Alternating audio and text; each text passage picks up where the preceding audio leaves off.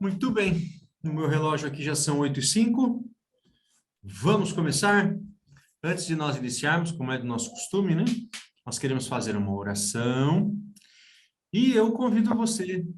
Antes de orar, eu queria saber, na verdade, se alguém tem algum pedido para fazer ou agradecimento, né? Talvez alguém gostaria de falar Eu algo. tenho, Eliseu, Sim. de agradecimento, que amanhã eu estou fazendo mais um aninho de vida. Ah, é? Que Sim, beleza! Parabéns eu só tenho que antecipado. agradecer. Depois do meu batismo, eu tive muitas provações, mas teve propósito depois de todas elas. E eu estou muito feliz. Exatamente, Estou exatamente. muito feliz. No mundo nós vamos ter provações, né? Jesus disse que nós teríamos aflição, ele teve, todos os discípulos tiveram, mas o importante é perseverar, né? Isso. Eu não vou perguntar a sua idade, viu, Jéssica? 34. Ah, você tá jovenzinha. Sabe que até os 35 é jovem, né? Você, É, você ainda tá no jovem. Eu tô com 10 a mais. tá jovem também. Mas eu não vou falar nada não, porque tem gente aqui no grupo que tem 20 a mais. Outros que têm até 30 a mais, tá? É experiência, mais experiência. Isso. Tá Ô, joia, Zé, muito bom. Nós temos que agradecer mesmo, viu? ô, Lembrar de Zé, agradecer a Deus nos nossos aniversários. Fala, mãe. eu tenho o dobro da Jéssica. O dobro? Não. Ah, é verdade. A senhora tem o dobro. É isso mesmo. Muito bom. Aí, ó. Rosana, boa noite. Não te cumprimentei ainda, né? Boa noite, e eu quero agradecer, no geral da minha vida. Eu só tenho a agradecer a Deus por tudo. Amém, amém. Então tá joia. Vamos orar? Feche os seus olhos. Vamos falar com o Senhor em oração. Senhor Deus, nosso Pai amado, muito obrigado, Senhor, pelas bênçãos. Nós agradecemos, Senhor, porque o Senhor cuida de nós, o Senhor tem um propósito para a vida de cada um de nós. Nós agradecemos hoje de uma maneira especial pela Jéssica, pelo seu aniversário, porque nós temos a certeza de que o Senhor cuidou dela até aqui e sempre teve um propósito para a sua vida. Senhor, também agradecemos, a Rosana se manifestou, tem os seus agradecimentos, são muitos motivos que todos nós temos.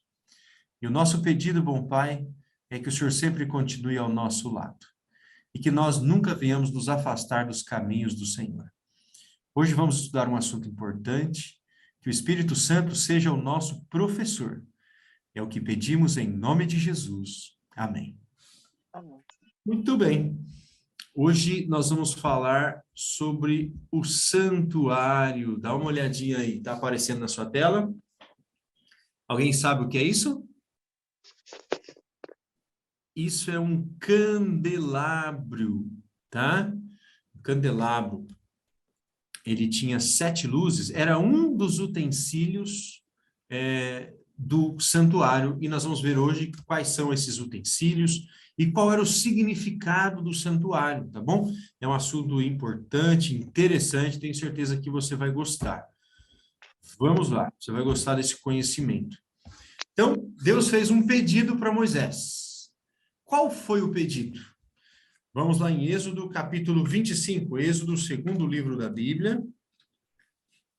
No capítulo 25, versos 8 e 9. Êxodo, capítulo 25,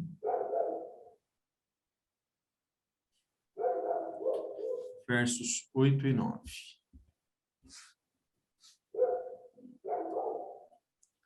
Alguém gostaria de fazer a leitura? Posso fazer. Pode. Os israelitas deverão fazer uma tenda sagrada para mim, a fim de que eu possa morar no meio deles. E você, Moisés, faça a tenda e todos os seus móveis, de acordo com o modelo que eu vou lhe mostrar. Muito bem, Rosana, muito obrigado. Olha que interessante, o verso 8 diz assim, ó, e me farão um santuário. para que eu possa habitar no meio deles. Então, Deus já fala o motivo pelo qual ele queria um santuário. Qual o motivo? Para Deus habitar no meio do seu povo. É muito interessante isso. Deus, nós às vezes pensamos que nós temos o desejo de ficar perto de Deus, né? Mas Deus quer muito mais. Ele queria ficar no meio do seu povo. E quando eu diz no meio, era no meio mesmo, porque nós vamos perceber que o santuário, ele ficava no centro do povo de Israel. Ou seja, quando o povo esteve no deserto, as tribos ficavam em volta, 3 tribos no norte, 3 no sul, 3 no leste, 3 no oeste, e o santuário era no meio, e era sempre assim, mostrando que Deus estaria no meio do seu povo, tá? Agora, no versículo 9, diz que, ele fala assim, ó, Moisés, vem aqui e você faz Eliselto, tudo. Oi, mãe. Eliselto, tá cortando. Eu não sei para o pessoal, mas para mim tá cortando. Tá cortando o som para vocês, para os demais? Aqui tá normal. Normal, Jéssica? Normal, Eliselto. Normal. Aqui também tá normal. Talvez, mãe, foi alguma instabilidade da internet da senhora. Vê quem sabe um ponto melhor aí na casa, dá uma andadinha às vezes. É aqui que está caindo. Pode ser. Então, olha, no verso 9, diz que Deus mostrou um modelo para Moisés. Então, não foi Moisés quem escolheu, vou fazer assim, vou fazer assado. Foi Deus quem escolheu o modelo. Falou, você vai fazer desse jeitinho, tá? Qual o modelo do santuário? O mesmo capítulo 25, eu já respondi, né? Está no versículo 40 agora, olha. Capítulo 25, verso 40. Lê para nós, Rosana, fazendo favor. Sim, só um momento. O mesmo capítulo, só o verso 40.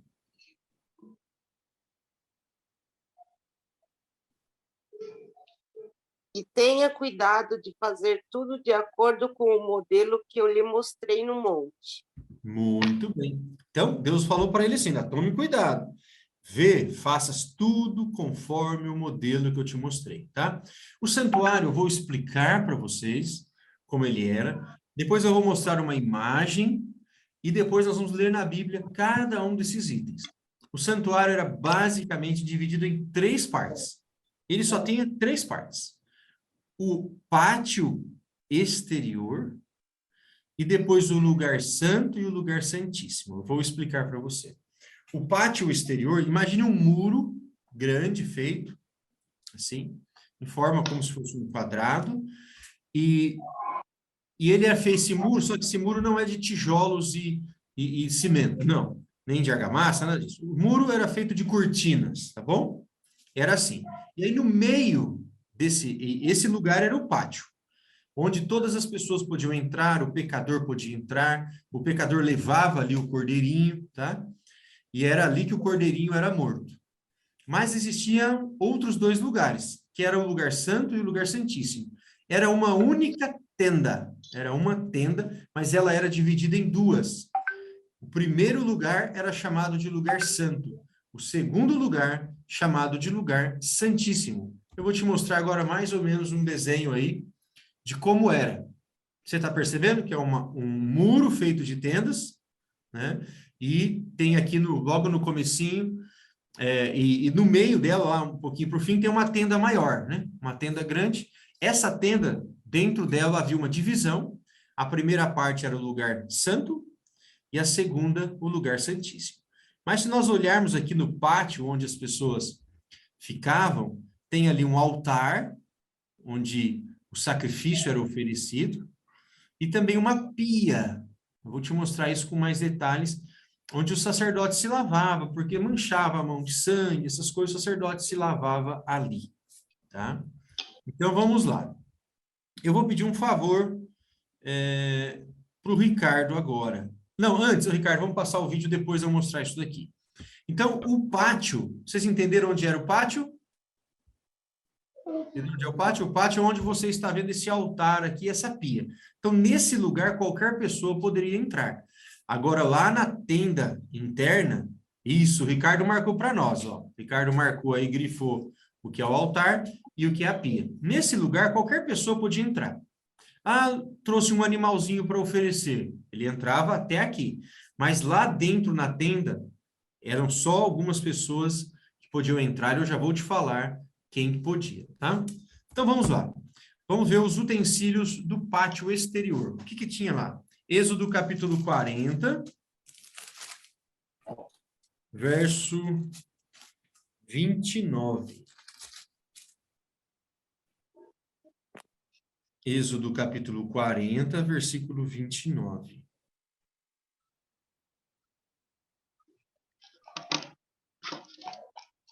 Eu vou pedir a ajuda da Jéssica. Pode ser, Jéssica? Pode sim, Eliselton. Então, você vai ler para nós o capítulo 40, o versículo 29 e o 30. 29 e 30. Pode ler? Pode.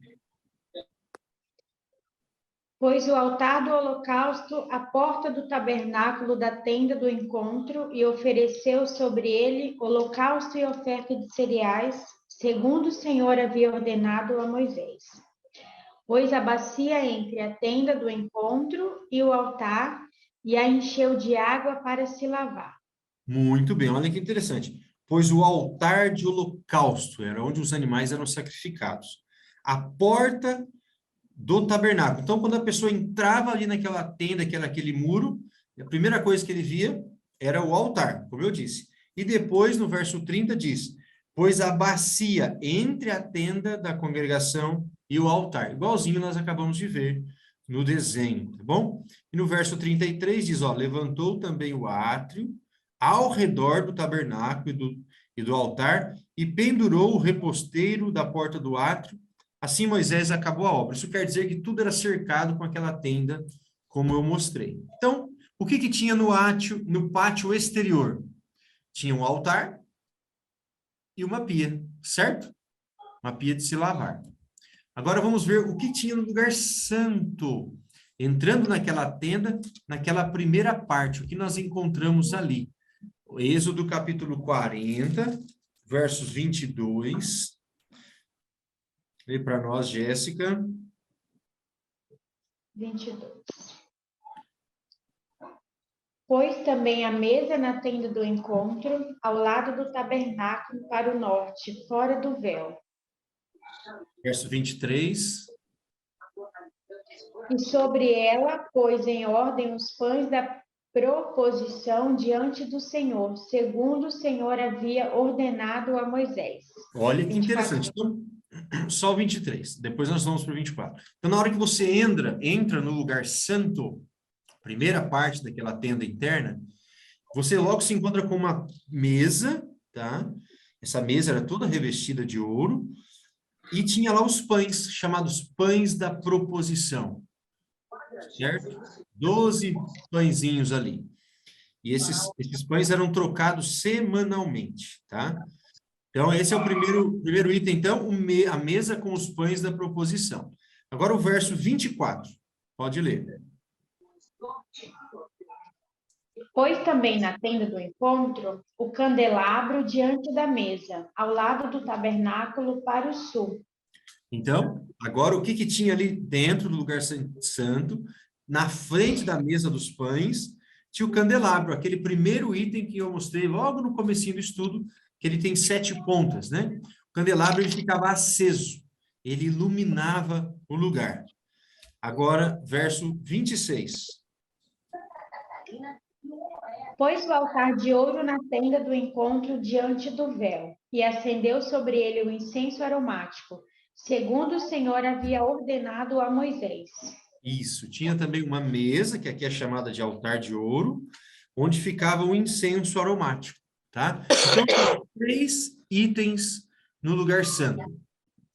A mesa com os pães da proposição, o candelabro para iluminação, e a mesa com esse incenso aromático. Ele dava um cheiro agradável, era um perfume para o lugar, tá bom? Um lugar que muitas vezes tinha ali sangue, essas coisas, mas esse incenso dava um bom aroma para o lugar. Então, nós já vimos o que tinha no pátio externo, vimos o que tinha no lugar santo.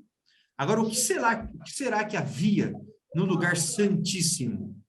Existia um lugar chamado lugar santíssimo, olha lá. Êxodo arca. capítulo... Oi? A arca. Ah, você está sabida. Êxodo capítulo 26, vamos lá. Êxodo capítulo 26, versículo 33.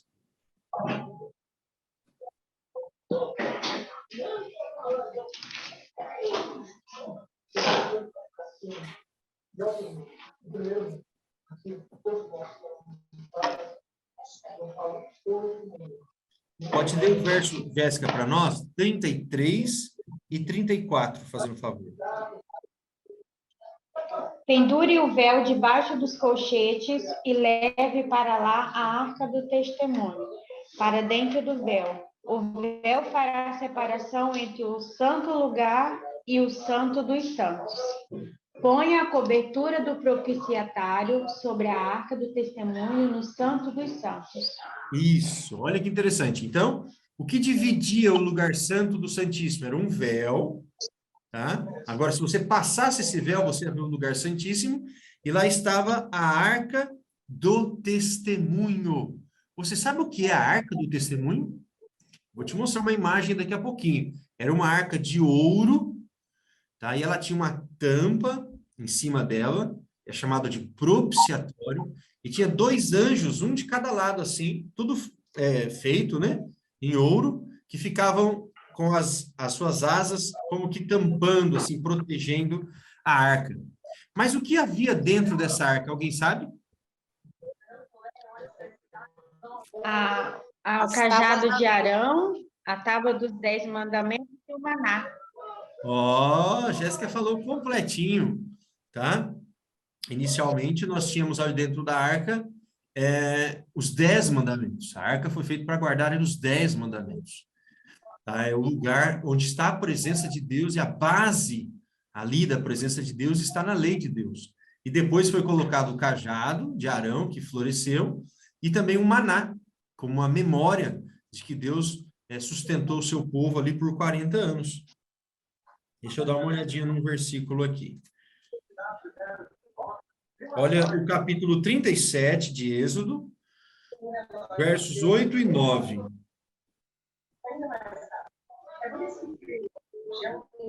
Aqui, nesse versinho, vai explicar sobre esses anjos, esses querubins. Quer ver?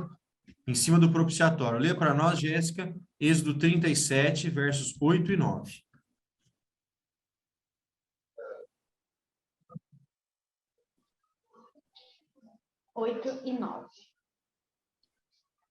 Um querubim na extremidade de uma parte e o outro na extremidade da outra parte. De uma só peça, com propiciatário, fez os querubins nas 2 extremidades dele. Os querubins estendiam as asas por cima, cobrindo elas o propiciatário. Estavam de frente um para o outro, olhando para o propiciatário. Isso, aí os anjos ficavam um de frente para o outro. Eu vou te mostrar a imagem e você vai entender bem. Agora o capítulo 40, versos 20 e 21. Esse daqui vai falar para nós o que tinha dentro do propiciatório, da arca, na verdade, né? Pode ler, Jéssica, 40, versos 20 e 21. Pegou o testemunho e o pôs na arca. Passou os cabos na arca e pôs o propiciatário em cima da arca. Introduziu a arca no tabernáculo, pendurou o véu do cortinado e com ele cobriu a arca do testemunho, segundo o Senhor havia ordenado a Moisés. Olha que interessante. Então, pegou o testemunho são as tábuas dos 10 mandamentos. Imagine só, que lindo que deve ser isso, escritos pelo dedo de Deus, né? Então, algo assim, extremamente marcante. Colocou dentro da arca, fechou ali com o propiciatório.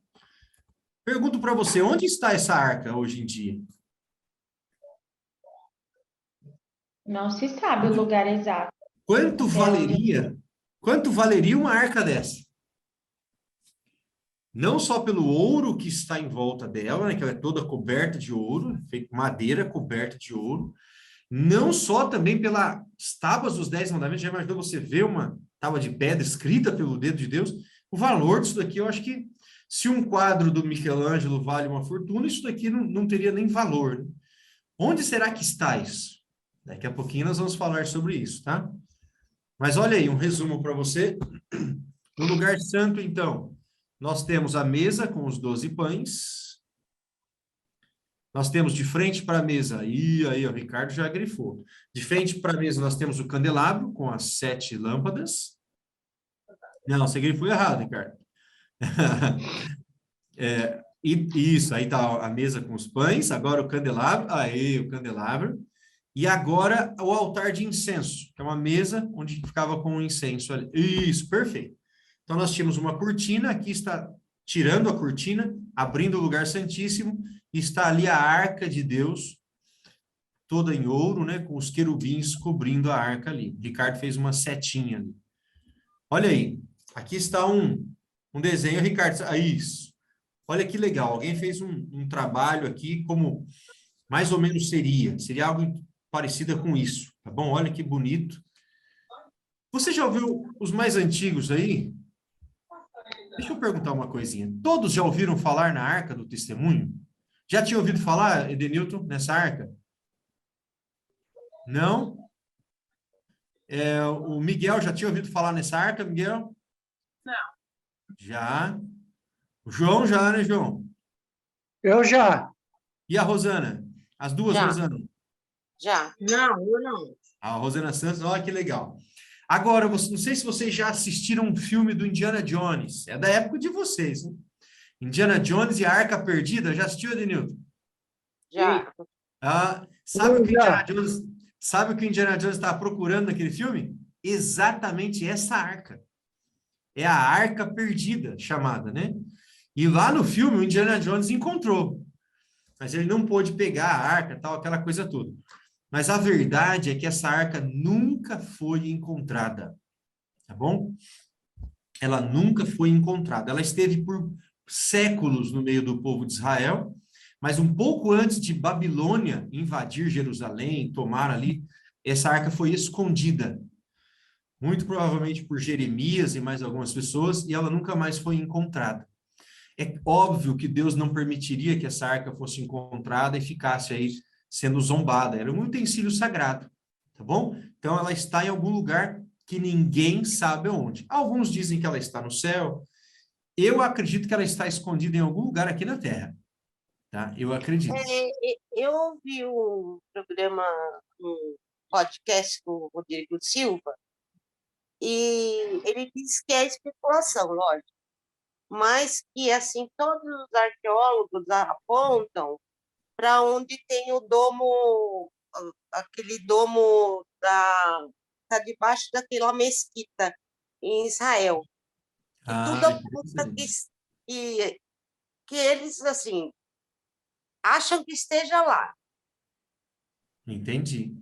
Mas é muito interessante isso. Como já por várias gerações as pessoas têm procurado, estudado, né? O Rodrigo Silva, por exemplo, é um especialista em arqueologia, né? Mas eles têm essa ideia de onde possa estar, mas não conseguem encontrá-la, tá? Quem sabe um pouquinho antes da volta de Cristo aí ela aparece, não sei, né? Especulando. Vamos lá. Agora eu quero pedir para o Ricardo passar para nós aquele filminho. Deixa eu ver se eu tenho alguma coisa na sequência. Bom, antes de nós continuarmos com os slides, Ricardo, será que você consegue passar aquela ilustração? Tem uma ilustração de 1 minuto e meio para a gente ter uma ideia, tá? Eles fazem assim como é que era, certinho ali o santuário, para a gente fixar um pouco melhor. Vou colocar aqui, só um segundo. Ok.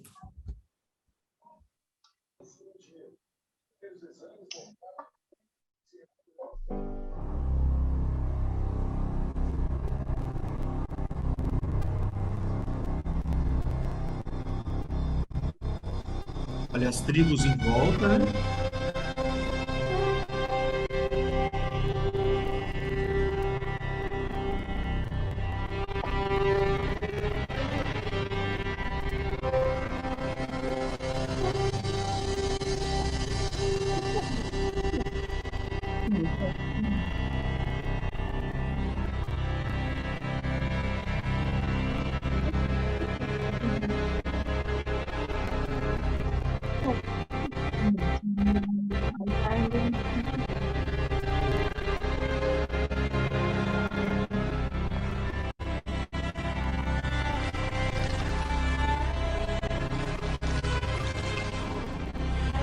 lugar santo.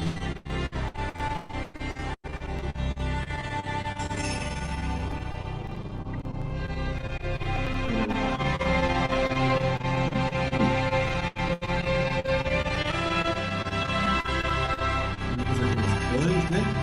Pães não era como nós pensamos hoje, pão francês, né? Diferente.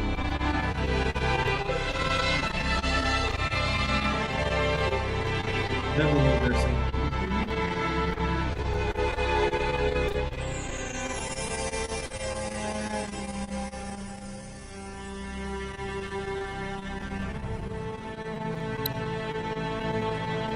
Vou levar dentro.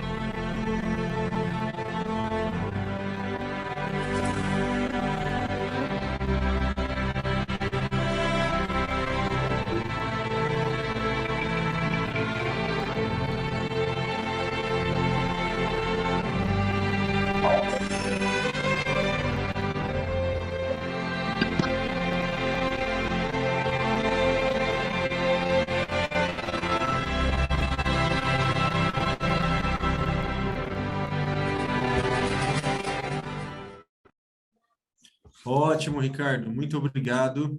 Legal, né? Para a gente fixar bem aí. Vamos lá. Agora mais alguns detalhes sobre o santuário. No pátio da congregação, pátio externo, né? Quem podia entrar? Qualquer pessoa. O pecador, via de regra. A pessoa cometia um pecado, ele entrava até ali e dizia, olha, eu cometi um pecado, eu quero oferecer um sacrifício. Tudo bem. Agora, e no lugar santo? No lugar santo não era qualquer pessoa que poderia entrar. Dá uma olhadinha lá em Hebreus. Hebreus vai falar quem eram as pessoas que podiam entrar. Hebreus está lá, perto do Apocalipse, né? Hebreus capítulo 9, versículo 6.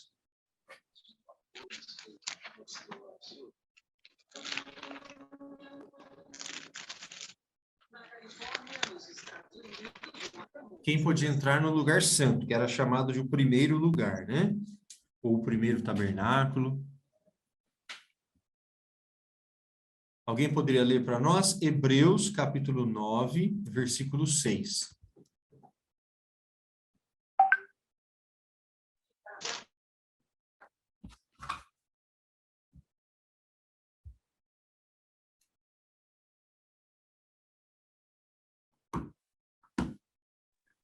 Algum Quer que eu voluntário? leia? Pode ser, Jéssica, pode ser. 9, verso 6. Ora, depois que foram feitos todos esses preparativos, os sacerdotes entram continuamente no primeiro tabernáculo para realizar os serviços sagrados. Olha que interessante. Os sacerdotes, então, somente os sacerdotes poderiam entrar no primeiro tabernáculo, que é o lugar santo, e aqui diz que eles entravam continuamente. E continuamente era contínuo mesmo, todos os dias, tá bom? 2 vezes por dia. Nós vamos ver daqui a pouquinho. E no lugar santíssimo? O próximo verso, o verso 7. Quem podia entrar no lugar santíssimo? Lê para nós, Jéssica. Mas, no segundo, o sumo sacerdote entra sozinho uma vez por ano, não sem sangue, que oferece por si e pelos pecados de ignorância do povo. Isso, muito obrigado. Quem podia entrar no lugar santíssimo? Sumo sacerdote. O sumo sacerdote. E quantas vezes? Uma vez por ano. Uma vez por ano, exatamente. Então, quem era o sumo sacerdote? Era o maioral dos sacerdotes, era o chefe de todos os sacerdotes, tá? Em Israel só existiam vários sacerdotes, mas apenas um sumo sacerdote. Só ele, uma vez por ano, entrava no lugar santíssimo. E agora nós vamos falar de 2 formas de sacrifícios que aconteciam. Um chamado sacrifício contínuo e depois um sacrifício pelo pecado, tá? Você vai ver que interessante o que era o sacrifício contínuo. Vamos lá? Números capítulo 28. O 4º livro da Bíblia, né? Gênesis, Êxodo, Levíticos e Números. No capítulo 28, dos versos 1 ao 4.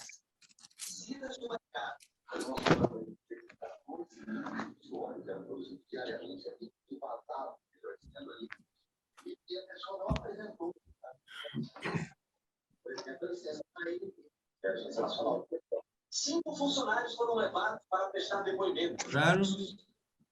Peraí, deixa eu diminuir o som aqui, que eu estou ouvindo.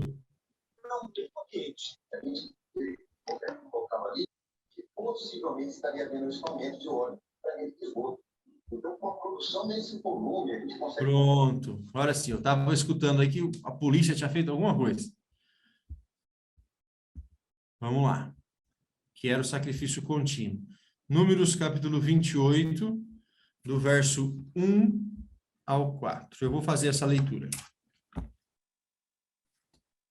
Disse mais o Senhor a Moisés: dá ordem aos filhos de Israel, e dize-lhes: da minha oferta, do meu manjar, para as minhas ofertas queimadas, de aroma agradável, tereis cuidado, para mas trazer a seu tempo determinado. Dir-lhes-ás: esta é a oferta queimada que oferecerás ao Senhor. Dia após dia, observou? Dia após dia, ou seja, todos os dias, um dia depois do outro. 2 cordeiros de 1 ano, sem defeito, em contínuo holocausto. Um cordeiro oferecerás pela manhã, e o outro ao crepúsculo da tarde. E a 10ª parte de 1 éfa de flor de farinha, em oferta de manjares, amassada. Bom, aqui a gente não precisa ir tão longe. Então, o que acontecia aqui? Existia a oferta do sacrifício contínuo, que era feito um dia após o outro, e 2 vezes no dia, pela manhã e pela tarde. Aqui era às 9 horas da manhã e às 3 horas da tarde, aqui trazendo para o nosso horário, né? Como é que... E 2 cordeiros, um cordeiro de manhã, um cordeiro de tarde era morto. Como é que tinha que ser esse cordeiro? Você observou aí na Bíblia? Sem defeito. Sem defeito. E com que idade? De 1 ano, né? No auge aí da sua força, da sua juventude, o cordeiro era morto. Ele não podia ter defeito. Se o cordeiro fosse manquinho, assim, tivesse um problema na perna, não podia. Qualquer defeito que ele tivesse físico já não permitia que ele fosse um cordeiro para ser sacrificado. Eu preciso que você fique com bastante atenção nesses detalhes. O sacrifício era às 9 e era às 3 da tarde. Era um cordeiro que era morto sem defeito. Era chamado sacrifício contínuo. Por quê? Se alguém estivesse longe de Jerusalém e ele quisesse orar ao Senhor, deu 9 horas da manhã, ele quer orar, pedir perdão, falar com Deus, ele sabe que tem lá um cordeirinho morrendo. E aquele cordeirinho, daqui a pouco eu vou falar o que ele simboliza, mas era morrendo no lugar do pecador. Então ele podia orar 9 horas da manhã, 3 horas da tarde. Por isso que o livro de Daniel diz que Daniel se virava sempre para Jerusalém nos horários das suas orações, tá? Então vamos lá. O que era o sacrifício pelo pecado? Agora Levíticos. Levítico é um livro anterior. Capítulo 4, verso 2.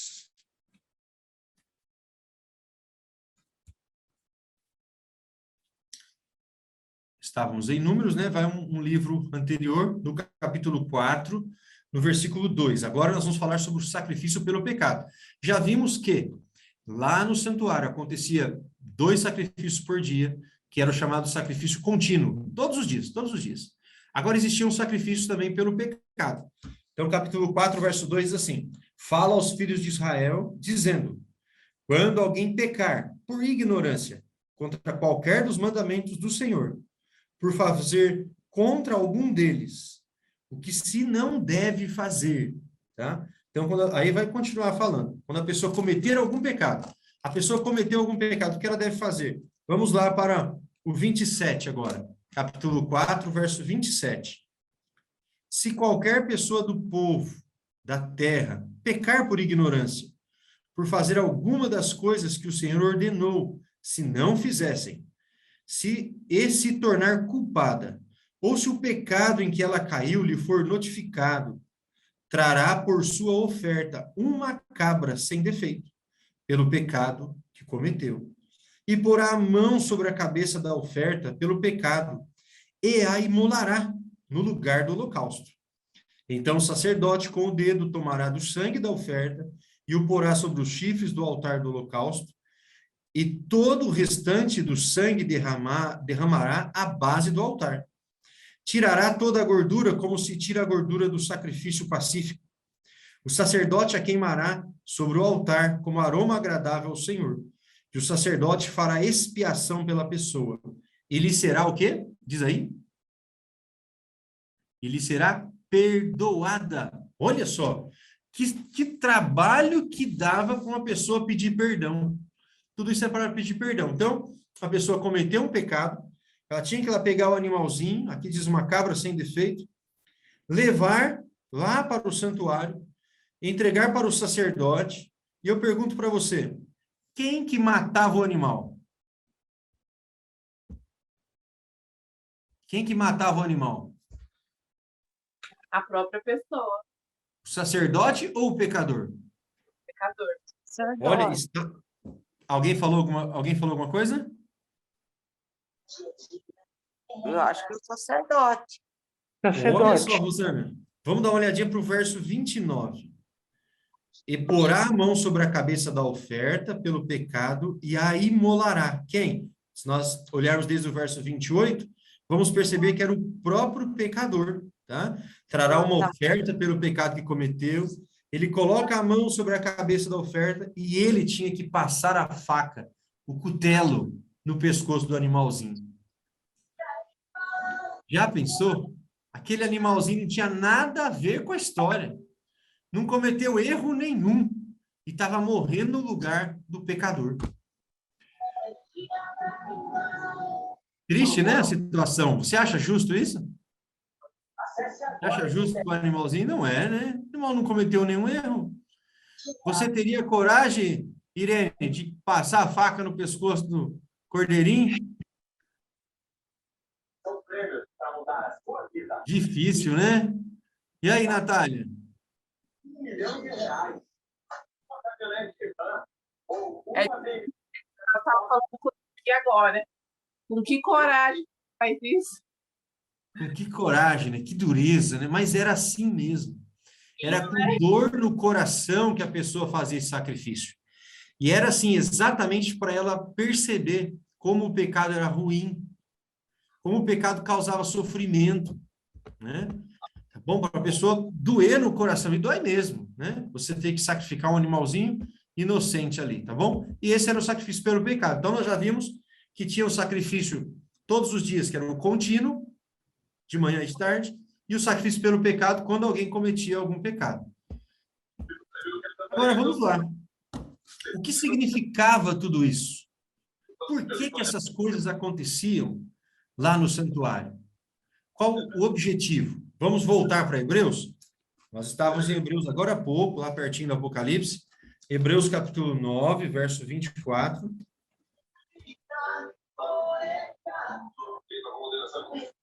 Deixa eu colocar o mudo aqui.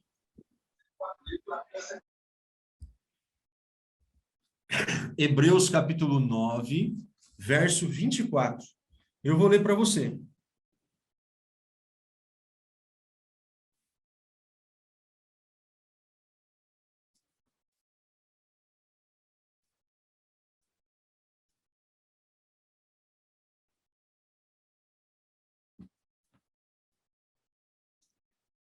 Vou ler desde o verso 23, tá bom? 9, verso 23. Era necessário, portanto, que as figuras das coisas que se acham nos céus se purificassem com tais sacrifícios. Mas as próprias coisas celestiais com sacrifícios a eles superiores.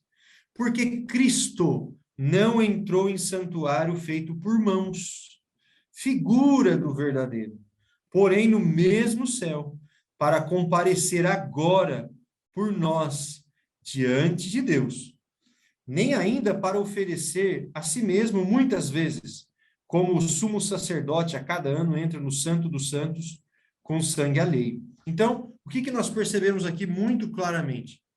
Agora podemos ler no o versículo 28. Assim também Cristo, tendo se oferecido uma vez para oferecer para sempre, para tirar os pecados de muitos, aparecerá a segunda vez, sem pecados, aos que aguardam a salvação, aos que o aguardam para a salvação. Então, tudo o que acontecia no santuário era simbólico, eram símbolos, representação de coisas futuras, de coisas celestes. Ou seja, era o evangelho contado de forma pedagógica, de forma que as pessoas pudessem entender na época, tá? Que um inocente iria morrer para que o pecador pudesse ser inocentado, para que o seu pecado pudesse ser perdoado. Então, veja só, o nosso pecado, ele foi perdoado ou foi pago, né? O preço do pecado foi pago. Jesus pagou, tá bom? Deixa eu só passar um pouquinho aqui. Ó, por que hoje nós não matamos mais cordeiro? Porque até o dia de hoje nós não estamos mais matando cordeiro. Vamos lá ver em João capítulo 1.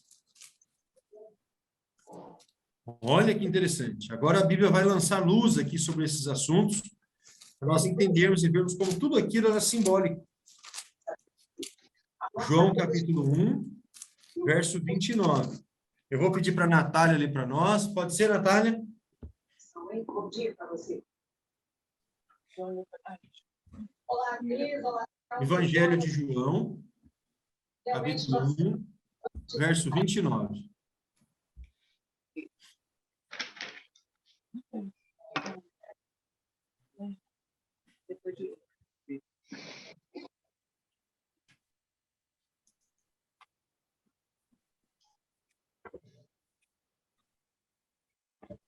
Esse é um verso bastante conhecido, e agora nós vamos entender bem por que João disse essas palavras. Pode ler, Natália, fazendo um favor. No dia seguinte, vendo que Jesus vinha em sua direção, João disse: Eis o Cordeiro de Deus, que tira o pecado do mundo.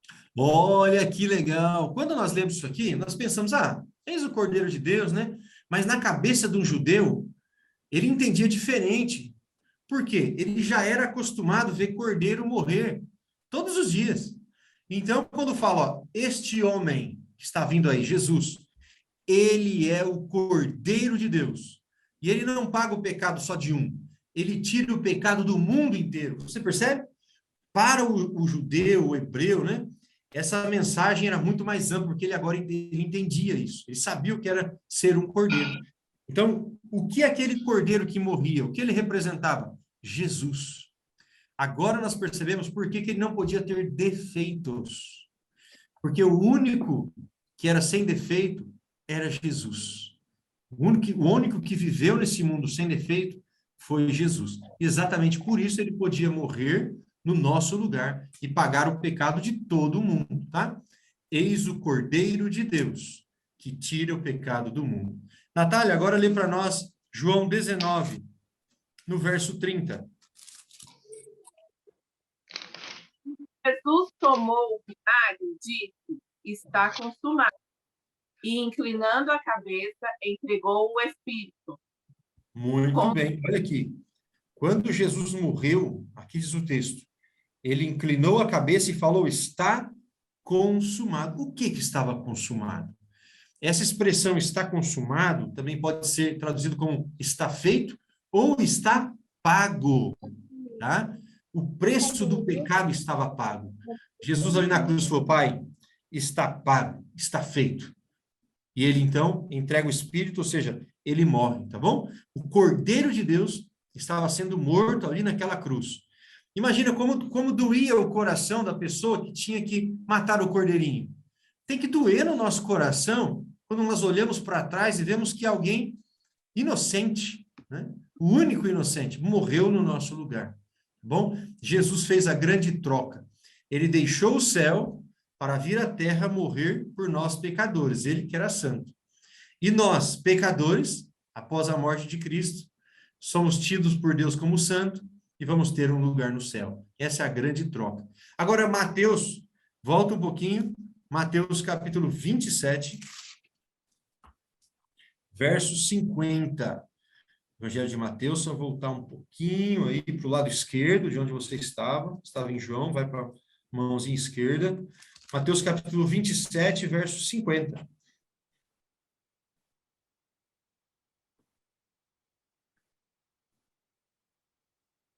Deixa todo mundo encontrar, Natália, e você já lê para nós. É 50, 51 ou só 50? 50 e 51. Pode ler, Natália. E Jesus, clamando outra vez em alta voz, entregou o Espírito. Eis que o véu do santuário se rasgou em duas partes, de alto a baixo. A terra tremeu e as rochas se partiram. Olha que interessante. Quando Jesus morreu, o que aconteceu aqui, diz esse texto? O que aconteceu aqui? O véu do santuário se rasgou de cima embaixo. Qual era esse véu? O véu que separava o lugar santo do santíssimo. Era um véu, era um tecido bem grosso. Ele era de trança, sabe? Bem traçado assim. Ele era bem grosso. Mas ele rasgou. E aqui diz que ele rasgou em duas partes. Era um tecido único, virou em duas partes. E ele rasgou de que maneira? Foi de baixo para cima? Exatamente, Rosana. Diz aqui de alto a baixo. Começou a ser rasgado de cima para baixo. Ou seja, a Bíblia está falando para nós que foi algo sobrenatural. Rasgou sozinho, de cima embaixo, inteirinho. Então, recapitulando, Jesus morreu e o véu do santuário se rasgou, mostrando que todo aquele ritual ali não era mais necessário. Porque o cordeiro era morto, simbolizando que um dia Jesus viria e morreria no lugar do pecador. Agora que ele veio, o cordeiro não precisa mais ser morto, entendeu? Por isso nós acabamos de ler lá em Hebreus que o cordeiro de Deus, Jesus morreu uma vez só e já foi suficiente. Vamos ler Efésios, capítulo 2.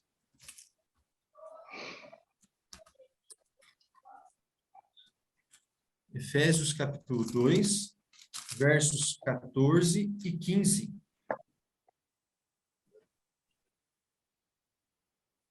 Existe uma coisa importante, que todo esse ritual do santuário é chamado de lei de ordenanças, tá? Ou lei cerimonial, que são leis de cerimônias, tá? Era uma cerimônia, viu? Era uma cerimônia que tinha que ser feita todo dia, todo dia. E se alguém pecasse, tinha o outro. E era assim, tinha um ritual para seguir. Então, era uma lei de ordenanças. Agora, aqui no capítulo 2 de Efésios, versos 14 e 15, fala claramente que essas leis de ordenanças não precisam mais ser obedecidas. Encontra aí que esse versinho é importante. E algumas pessoas, enquanto vocês vão achando, fazem uma grande confusão aqui. Porque pensam que quando Jesus morreu, ele aboliu os 10 mandamentos. E não é isso. O que ele aboliu aqui na sua morte? A lei de ordenanças, ou seja, a lei cerimonial. Quer dizer que não precisamos mais ter um santuário daquele jeito, não precisa mais ter ali a pia, não precisa mais matar cordeiro, todo esse ritual deixa de existir. Eu vou ler para você. Efésios capítulo 2, versos 14 e 15, diz assim: porque ele é a nossa paz. Ele quem? Jesus. O qual de ambos fez um, e tendo derrubado a parede de separação que estava no meio, a inimizade, aboliu na sua carne a lei dos mandamentos na forma de ordenanças, para que dos dois criasse em si mesmo um novo homem, fazendo a paz. Então, esse texto é muito claro, dizendo que hoje em dia, né, não há mais necessidade da lei cerimonial, a lei de ordenanças. Hoje, assim como o véu foi rasgado, também foi rasgada a separação. Ele está falando aqui de gentios e judeus. Não há mais separação, todos são iguais diante de Deus. E não precisa mais desse ritual. Entenderam? Entendeu, Jéssica? Entendi. Essa parte é importantíssima. Há uma confusão no mundo atual e pensa que aqui está dizendo que aboliu os 10 mandamentos. E não, de forma alguma, os 10 mandamentos continuam em vigor. Eu continuo tendo somente um Deus, não posso adorar imagem, percebe? Os 10 mandamentos não foram abolidos. Foram abolidas as leis cerimoniais, tá? Colossenses, estamos em Efésios, um pouquinho mais aí para a direita, poucas páginas e já vai chegar. Efésios, depois já Filipenses e Colossenses. Capítulo 2, verso 14.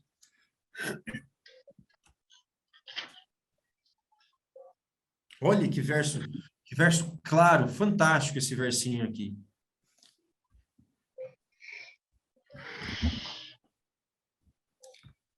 Colossenses, capítulo 2, versículo 14. Diz assim, olha. Tendo, todos acharam? Vamos aguardar um pouquinho que alguns ainda estão procurando. Filipenses, capítulo 2, verso 14. Filipenses não, Colossenses. Tendo cancelado o escrito de dívida que era contra nós e que constava no quê? De ordenanças, a qual nos era prejudicial, removeu inteiramente, encravando-o na cruz. Então, aqui as ordenanças todas foram cravadas na cruz. As cerimônias foram cravadas na cruz, tá bom? E o escrito de dívida, quando ele diz, é o seguinte: nós temos uma dívida, porque a Bíblia diz que o salário do pecado é a morte. Todos nós somos pecadores. Então, nós temos uma condenação. Mas Jesus, ele pagou, ele cancelou essa dívida que constava contra nós, removendo-a inteiramente na cruz. Tá bom, gente? Eu insisto bastante sempre nesse ponto, porque há uma confusão no mundo de muitas igrejas, inclusive, que pensam que os 10 mandamentos foram abolidos, mas não. São as leis de ordenanças, as leis cerimoniais, tá bom? Vamos lá. E hoje, quem é o nosso sumo sacerdote? O sumo sacerdote, lá no Antigo Israel, se você quiser ir procurando, eu vou falando aqui, está em Hebreus. O sumo sacerdote era aquele que representava o povo e uma vez por ano entrava no lugar santíssimo, representando o povo para a purificação ali e perdão de todos. Quem hoje é o nosso sumo sacerdote? Volta lá para Hebreus, no capítulo 9, versos 11 e 12.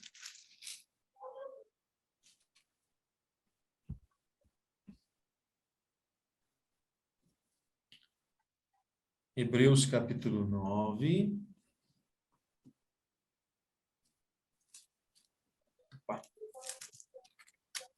Estava no Apocalipse.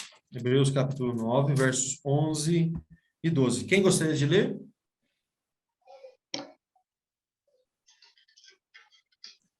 Alguém gostaria de ler? Quem sabe alguém que não leu hoje ainda?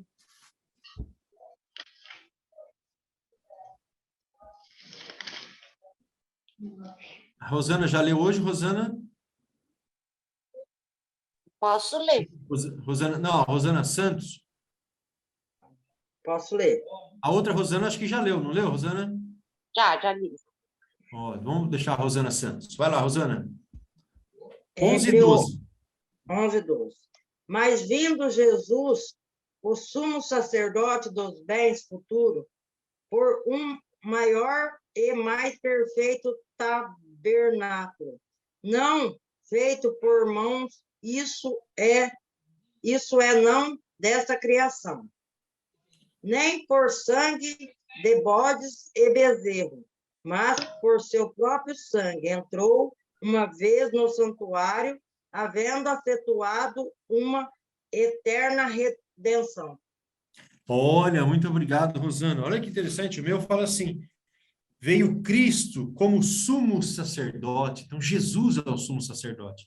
Jesus hoje é quem representa a humanidade. Representa onde? No santuário celestial.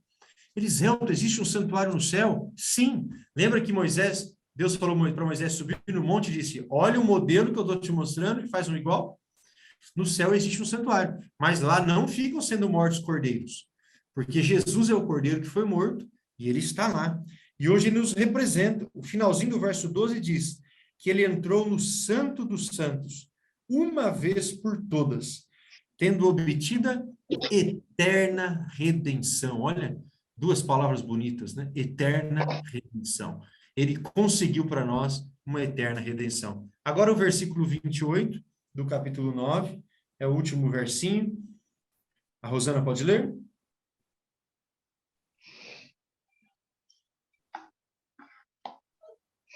É no Hebreu? Isso, o capítulo 9, verso 28. É o mesmo capítulo. Assim também Cristo, oferecendo-se uma vez para tirar os pecados de muitos, aparecerá segunda vez sem pecado aos que os esperam para a salvação. Ótimo, muito obrigado, Rosana. Esse texto nos diz que Jesus também se ofereceu uma vez, né? E do mesmo jeito agora, ele vai aparecer uma segunda vez, sem pecado, aos que aguardam a sua salvação. Está falando que Jesus vai voltar. Hoje ele é o nosso intercessor. Hoje ele nos representa no santuário celestial diante do Pai. Mas em algum momento ele vai deixar esta função e virá nos buscar. Vai ser aí o nosso, aquele que vai nos resgatar desse mundo mal. Que coisa bonita, né? O nosso Cordeiro. Bom, eu vou fazer algumas perguntas para você. Vão me ajudando, hein? Deixa eu ver. Vão me ajudando aí. O que tinha no pátio exterior? Quais itens tinha lá? O altar e a bacia. Ótimo. Vamos ver, eu vi que o Edenilson soltou aqui o som. O santuário ali tinha o lugar santo e o santíssimo, né? Você lembra algum item que tinha no lugar santo, Edenilton? Candelabro. O candelabro, maravilha, que eram aquelas 7 lâmpadas. Lembra mais algum? Natália, ajuda aí, você lembra de algum? Tem a mesa com os 12 pães. Ótimo. Altar de incenso. Isso, altar de incenso, né? Então, vamos lá, vamos lembrar um pouquinho. Lá fora era o cordeiro que era morto, né? O cordeiro representava quem? Cristo. Jesus. O cordeiro representava Jesus. O pecador vinha com o cordeiro e ele tinha que matar o cordeiro. O cordeiro é Jesus, né? Eis o cordeiro de Deus que tira o pecado do mundo. Olha que interessante. Quando você entra no lugar santíssimo, tinha ali o pão, não era? Uma vez Jesus esteve na terra, ele disse o quê? Eu sou o pão da vida. Ali no lugar santo, tinha também a luz do candelabro. E ele diz, eu sou a luz do mundo. Vamos lá. O que tinha lá no lugar santíssimo, Edenilton? Os 10 mandamentos. Ô, João, você mudou de nome? Você mudou de nome, né, João? Desculpa. Não, tá tudo certo. Você acertou em partes, João. O que tinha lá no lugar santíssimo, Edenilton? A arca. A arca, perfeito. A arca ali do testemunho, né? A arca dos 10 mandamentos, a tão procurada arca, que um dia eu tenho a certeza que nós vamos vê-la, nem que seja após a volta de Cristo, tá? Muito bem, gente, esse é o estudo que nós vimos do santuário, é um estudo bastante interessante. E hoje, por que o santuário não existe mais? Porque tudo o que acontecia ali representava Jesus, que ele viria. Como ele já veio, morreu por nós, então não há mais necessidade do santuário. Hoje é fácil. Se nós cometermos um pecado, não precisa pegar um cordeirinho, ir lá cortar o pescocinho dele, não. Basta ajoelhar e pedir perdão, porque o cordeiro já foi morto. Então, hoje, basta se arrepender, como nós fizemos aquele estudo, né? Reconhecer o pecado, confessar, se arrepender, pedir perdão, que está perdoado. Que Deus abençoe você, que você Deixa eu viva fazer uma uma pergunta. Oi, Rosana, claro. Por que 7 lâmpadas? Eram as tribos de Judá? Não, nesse caso não. Os pães, sim. Os pães representavam as tribos de Israel, né? 12 tribos. Mas a lâmpada eram em 7. Dizem que esse número 7 é um número que representa a perfeição, né? E elas iluminavam ali de maneira perfeita. No livro do Apocalipse, tem um texto que fala muito interessante várias coisas sobre o 7. Também eu não vou discorrer muito aqui para não errar e não falar uma coisa errada. Mas é bem relacionada com isso, tá bom?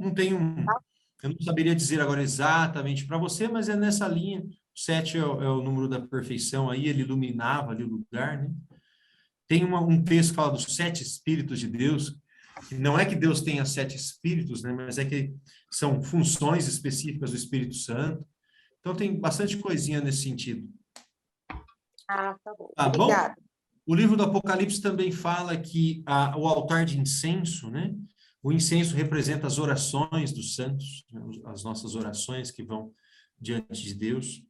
Então, tudo ali era muito simbólico. Valeu, Rosana. Obrigada. Gente, algo mais? Então, vamos orar. Que Deus abençoe você, tá bom? Que você tenha uma boa noite de descanso. Estamos chegando já próximos do final da nossa série. Temos mais 2 semanas, hein? Quero ver quem vai ficar aí firme nessas próximas 2 semanas. Grande abraço para as 2 Rosanas. Vamos fazer uma oração. Um abraço para a Natália, Edenilton, Jéssica, Ricardo, João, Miguel e Irene. Quero convidar você para orarmos nesse momento. Feche os seus olhos. Senhor Deus, nosso Pai amado, muito obrigado, Senhor, porque passamos esses momentos estudando a Tua palavra. Por favor, Amém, Senhor, nos ajude a cada vez mais nos aproximarmos do Senhor, nós possamos ir deixando as coisas que nos prendem a este mundo para nos entregarmos completamente ao Senhor. E muito obrigado, bom Pai, Amém, Senhor. porque o Senhor Jesus é o nosso Cordeiro, é aquele que entregou a própria vida para nos salvar. E hoje nós temos eterna redenção.